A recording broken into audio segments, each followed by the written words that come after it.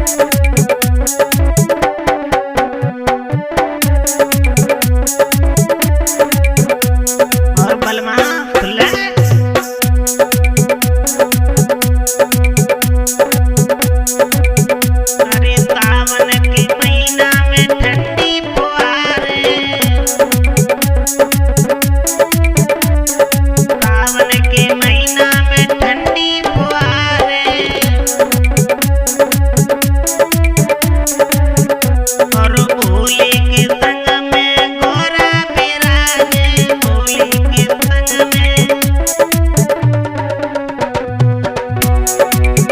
उन भूतों की पूरी बारात रतिया में तो झूला झूलूंगी भोले द्वार रतिया, मैं तो झूला झूलूंगी भोले द्वार रतिया।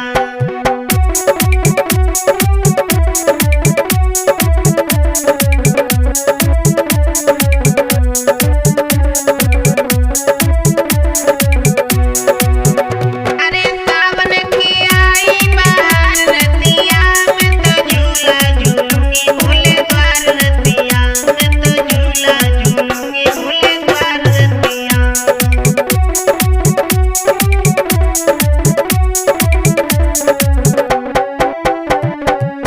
जय भोले की। अरे सावन की आई बहार रतिया, मैं तो झूला झूलूंगी भोले द्वार रतिया, मैं तो झूला झूलूंगी भोले द्वार रतिया।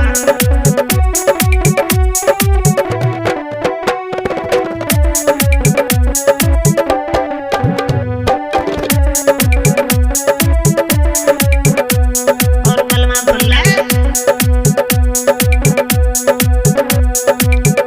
अरे कैलाश पर्वत पे झूला बंधा है, कैलाश पर्वत पे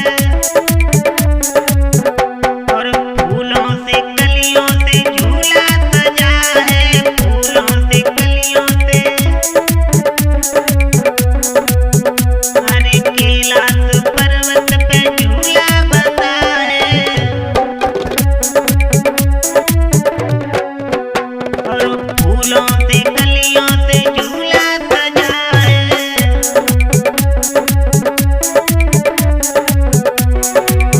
गोरा मैया है पर्वत पे साथ रतिया, मैं तो झूला झूलूंगी भोले द्वार रतिया, मैं तो झूला झूलूंगी भोले द्वार रतिया।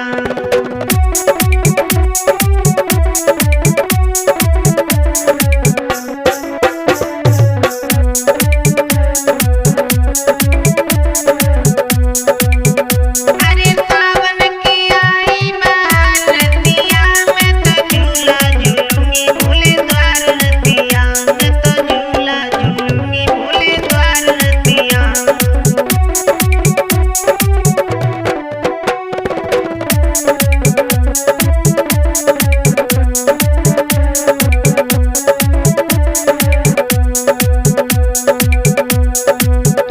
अरे कार्तिक भी झूले, गजानन भी झूले और सभी देव झूले संग भोले भी झूले।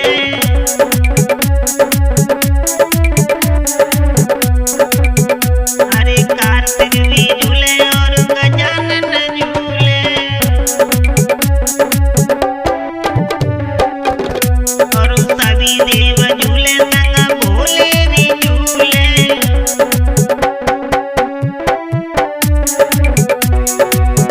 विजय माधव की यही हालत बतिया, मैं तो झूला झूलूंगी भोले द्वार रतिया, मैं तो झूला झूलूंगी भोले द्वार रतिया।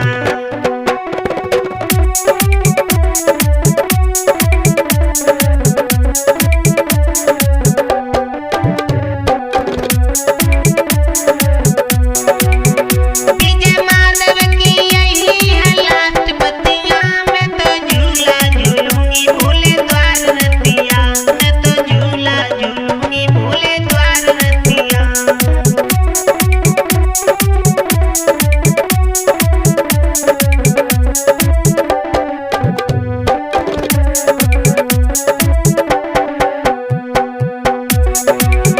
अरे सावन की आई